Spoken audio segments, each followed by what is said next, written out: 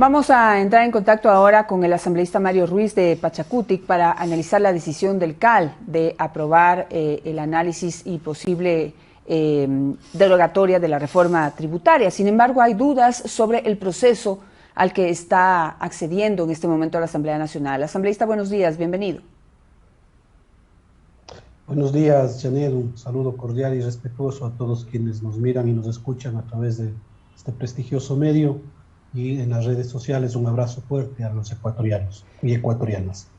Gracias, asambleísta. Bueno, quisiera ir a lo concreto para aprovechar el tiempo. En este momento el CAL ha decidido darle paso al análisis de la posible derogatoria de la reforma tributaria, pero existen dudas sobre el procedimiento, es decir, siguen existiendo las dudas sobre el procedimiento.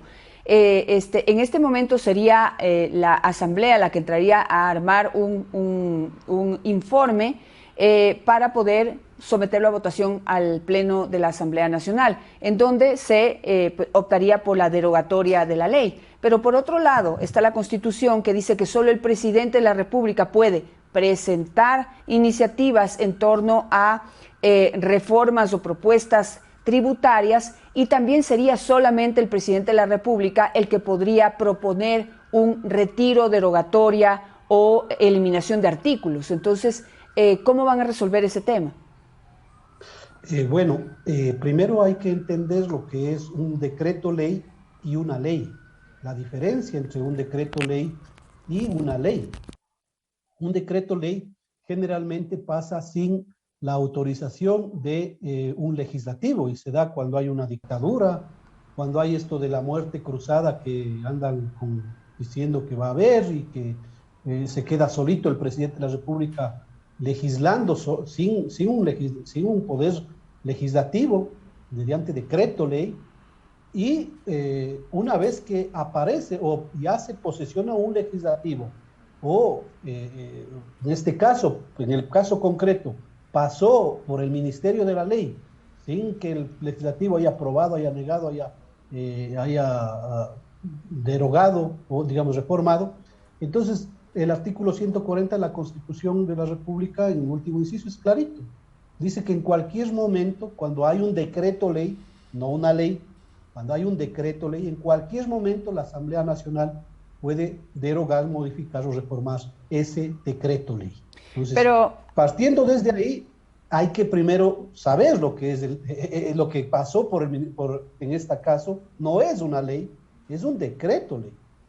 ¿Pero en qué momento lo definen así, asambleísta? ¿En qué momento pasó de ser una propuesta de ley a un decreto ley? ¿En qué momento? No, se convirtió en un decreto ley. ¿Por qué? ¿Porque entró por el Ministerio de la Ley? Así es, exacto. Y la Constitución de la República es clarita. Dice en el artículo 140, en concordancia con lo que establece la Ley de la Función Legislativa, que da el tratamiento de los proyectos de ley en materia de urgencia económica, y establece el trámite cuando pasa por el Ministerio de la Ley, que la Asamblea Nacional, pues, dice claro, cuando en el plazo señalado la Asamblea no apruebe, modifique o niegue el proyecto calificado de urgente en materia económica, la Presidenta o el Presidente de la República lo promulgará como decreto ley y ordenará su publicación en el registro oficial. Nosotros no nos inventamos, no estamos nosotros inventándonos el agua tibia, digamos. Estamos refiriéndonos a lo que dice la Constitución de la República.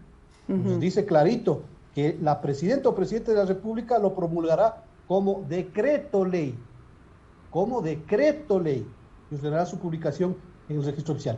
Y punto seguido, dice, la Asamblea Nacional podrá en cualquier tiempo modificarla o derogarla por sujeción al trámite ordinario previsto en la Constitución de la República, es decir, que tiene que entrar a una comisión después de calificado por el CAL, armar el informe para el primer debate, segundo debate y digamos, promulgar la Asamblea Nacional. Eso es todo.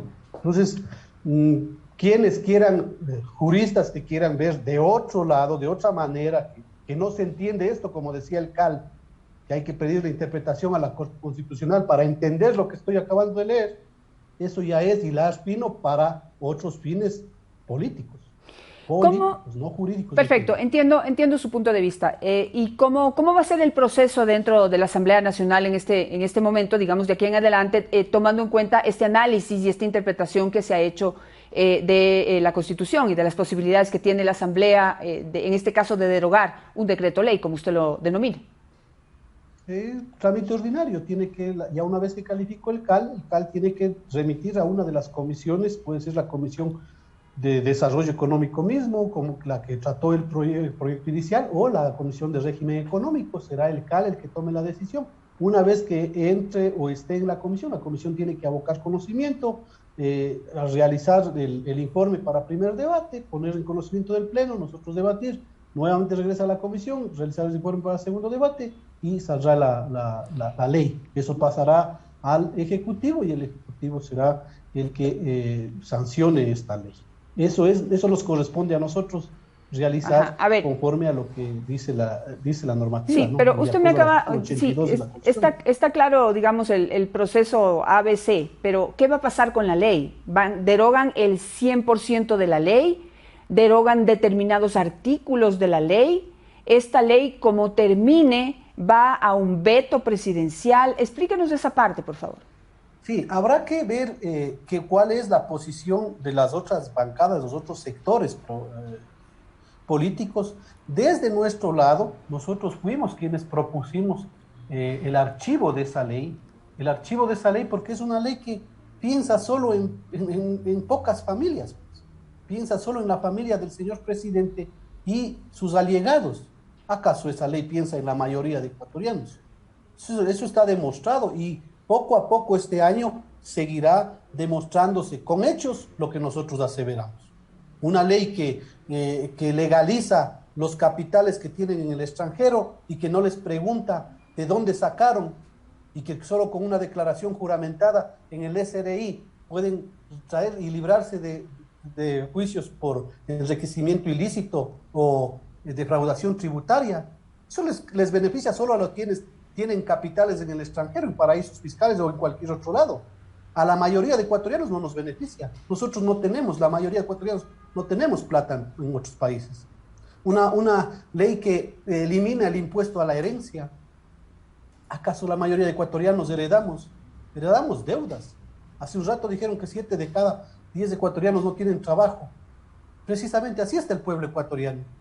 ¿Y quiénes eliminan el impuesto a la herencia? Claro, pues ellos, los que van a heredar 31 millones de dólares en caso de que Dios no quiera le pasara algo al señor presidente de la República, sus herederos. Ellos van a dejar de pagar impuesto a la herencia y toda la gente que es allegada a ese sector de la población. Entonces, cuando hay leyes que únicamente benefician a pocos y meten la mano al bolsillo de la mayoría, son leyes que perjudican a la sociedad y tenemos nosotros que estar en ese lado diciendo no vale esa ley, propongamos de otra manera. Por eso, pero todavía no tienen definido qué van a hacer con la ley. Es decir, recién van a entrar, están ya entrando en la etapa de realizar un informe, pero todavía no tienen un acuerdo sobre cómo van a definir qué va a pasar con esta ley en la Asamblea Nacional. Nuestro sector va por la derogatoria de esa ley. Total, completa, la derogatoria total. Total. Así es desde nuestra parte. Ahora, digamos, para 5 votos no podemos derogar la ley. Claro, para entender el proceso, digamos que se ponen todos de acuerdo y derogan la ley, pero usted dice que eso va después al presidente de la República, a un veto. ¿Qué podría hacer el presidente de la República con eso? ¿Qué tal si el presidente no acepta la derogatoria, hace un veto total? ¿Qué pasa ahí? Nosotros cumpliremos con nuestra responsabilidad en materia legislativa como primer poder del Estado, de darles respuestas a la mayoría de ecuatorianos en ese sentido. Hemos sido nosotros quienes propusimos el archivo de la ley. Lamentablemente no es por nuestra responsabilidad que pasó eso por el decreto o por el Ministerio de la Ley. Ahí hubo un sector político que se abstuvo, algunos sectores políticos que se abstuvieron en la moción de archivo y pasó por el Ministerio de la Ley. Nosotros nos corresponde no quedarnos cruzados de brazos y seguir intentando. Presentamos un proyecto de derogatoria, presentamos una demanda de inconstitucionalidad a esa ley y seguimos luchando ahí, porque creemos que el país tiene que ir caminando con una alternativa diferente a lo que están proponiendo desde el gobierno.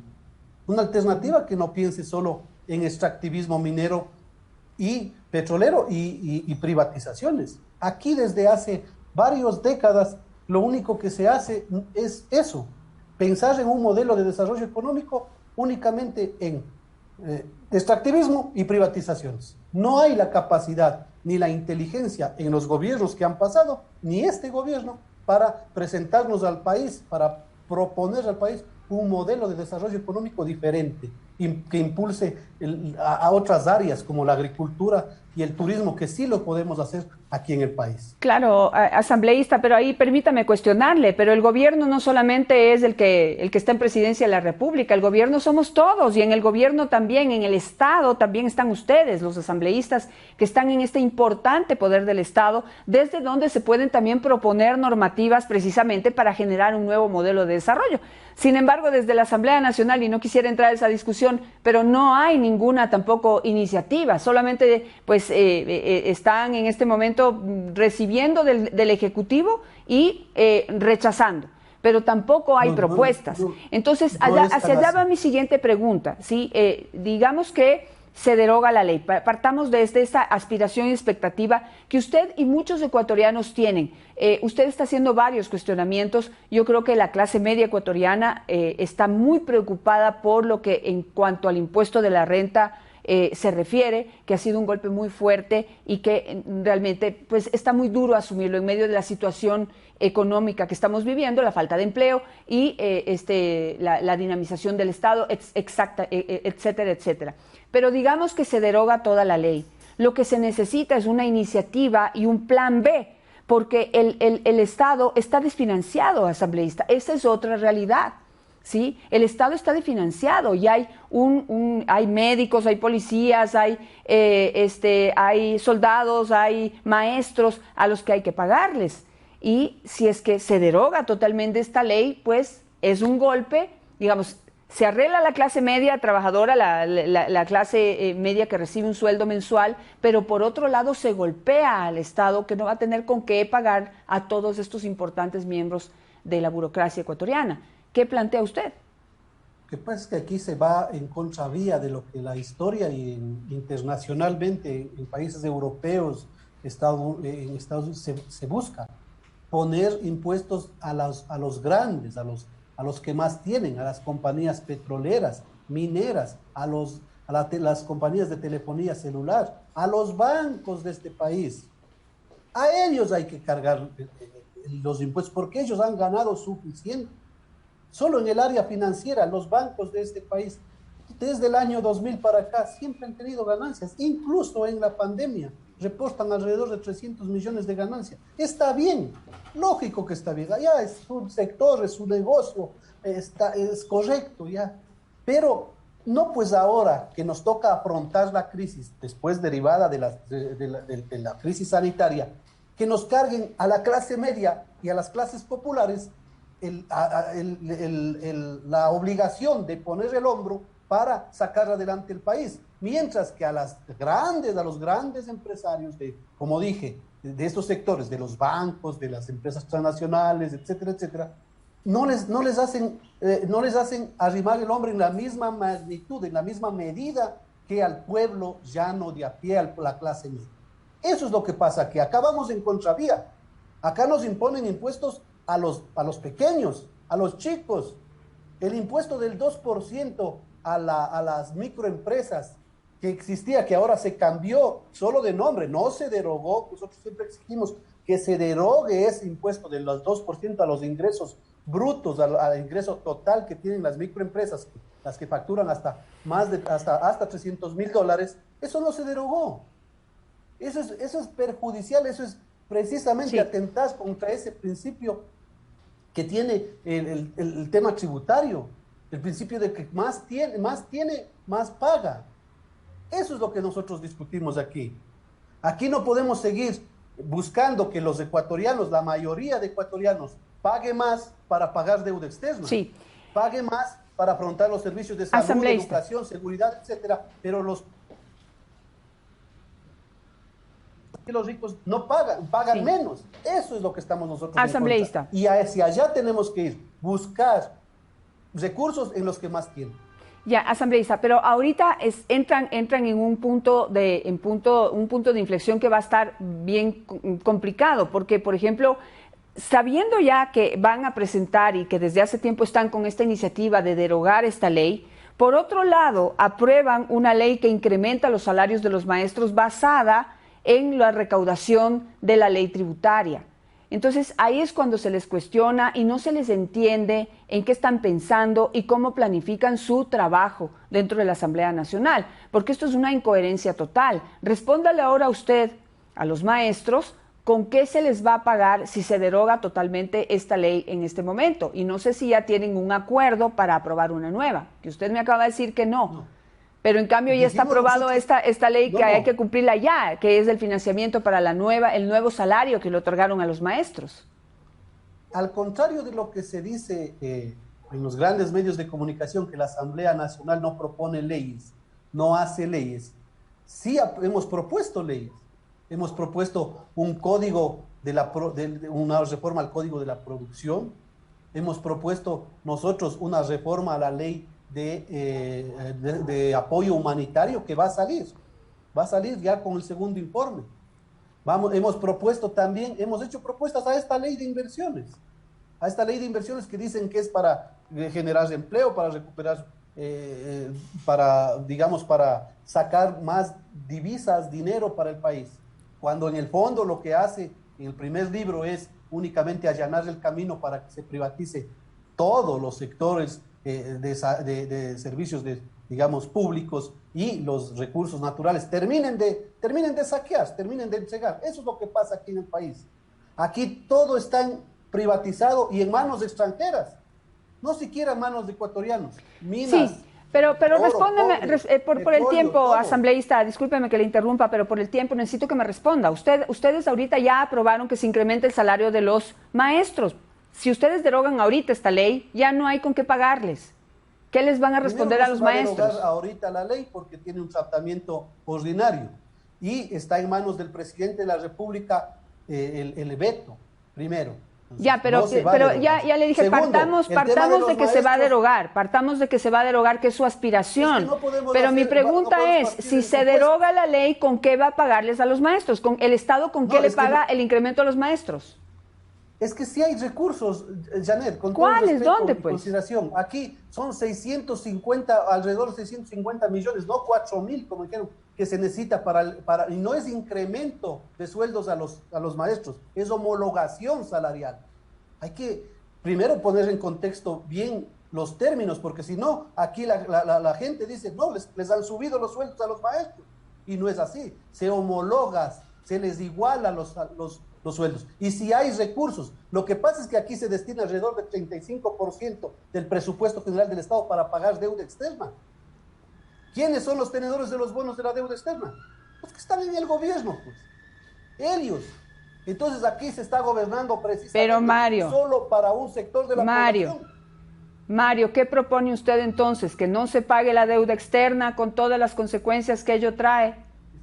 Que se renegocie esas deudas externas. En eso están, pues, Mario, en eso están. No, yo que se fueron a China justamente para renegociar la deuda que sus amigos de UNES, cuando eran del partido de Rafael Correa, de Alianza País, fueron y negociaron en los peores términos esas deudas con China. Entonces, recién ahorita se están sentando a renegociar. Ya se renegociaron unos bonos del Estado que se tenían. Entonces, se está haciendo eso, pues. Pero no pagar la deuda externa. Usted tiene que, así como usted, Mario, déjeme terminar. Así como usted dice que hay que entender en contexto las cosas, usted cuando dice estas cosas tan populistas, también tiene que explicarle a la gente que cuando uno deja de pagar las deudas, deja de pagar la deuda externa, a uno se le cierran todos los mercados internacionales y nos vamos a quedar peor de lo que estamos ahora. Y la siguiente pregunta que le hago es, ustedes han dicho que la homologación, que usted está en lo correcto ahí, del salario de los maestros se tiene que financiar con lo que venga de la reforma tributaria, que ya no va a haber, y segundo, con el incremento del petróleo, cuando la ley dice claramente, y la Constitución, que no se puede financiar gastos permanentes con gastos no permanentes, con ingresos no permanentes. Entonces, allí también explíqueme, pero rapidito, discúlpeme que le diga así, por el tiempo, asambleísta. Tengo otro invitado. Gusto, Janet. Primero, el tema de que si no pagamos deuda no hay plata, ya no hay, no, sí hay. Es como un banco aquí, si usted no le hacen crédito el Banco de Guayaquil, se va al Banco del Pichincha y hay acreedores que sí están ofertando deuda. Pero ¿a qué costo? Pues ¿a qué costo? ¿A qué costo? Segundo, pero no me deja hablar. Es que no, pues es que no le puedo dejar hablar incoherencias, tiene que hablar coherentemente, pues bueno, ya ha habido, porque las pruebas están sobre la mesa, los países que dejan de pagar su deuda externa se les cierran todos los mercados y solamente se abren los mercados de los chulqueros, que es lo que pasa aquí. Cuando uno deja de pagar la deuda en el banco, ningún banco a uno le presta, entonces uno tiene que acudir al chulquero. Usted más que nadie debe saber eso, las clases populares son las que más tienen que acudir al chulquero. Con todo el respeto y consideración, Janet, si usted misma se va a responder las preguntas y deja en ese contexto la entrevista, pues entonces ya, ¿qué hago yo? ¿No es cierto? Y ese es su criterio. Mi criterio es que sí hay acreedores, que se puede negociar deuda. Segundo, el tema de los gastos permanentes y los ingresos que no se pueden gastar, ingresos permanentes. Pregunten quién tiene firmado un decreto ejecutivo diciendo que estamos en estado de excepcionalidad el 2022 y 2023 para gastarse precisamente plata de deuda en salud, educación y justicia, que son gastos permanentes. Es el presidente de la República. Entonces, ahí se tiene que informar lo que está pasando correctamente. Tercero, los amigos correístas son amigos del gobierno. ¿Acaso ellos, cuando estuvieron en el gobierno, les toparon a los sectores grandes como la banca, los sectores de la telefonía celular?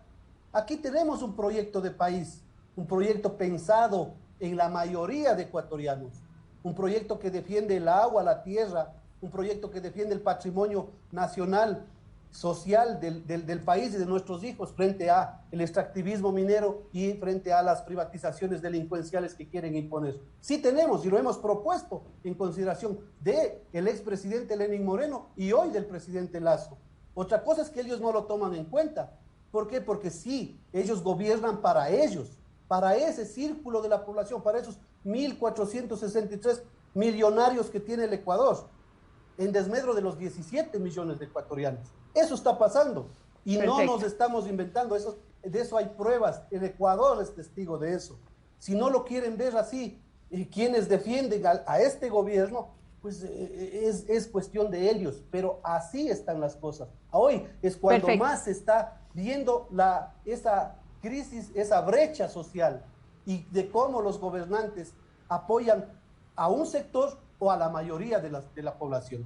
Eso nomás, y mil disculpas, Janet. No, siempre invitado y siempre abierta la invitación a visionarias asambleístas, y siempre es importante discutir y debatir los temas abiertamente, por más cuestionador que pueda ser el periodista. Le agradezco muchísimo por estar esta mañana y veamos qué es lo que pasa entonces con esa derogatoria de esa ley y qué alternativas se presentan para poder financiar todo lo que estaba pues esperándose financiarse en lo que se obtenga de esa ley. Vamos a ver. Gracias, asambleísta. Que tenga un buen día. Muchas gracias por el espacio.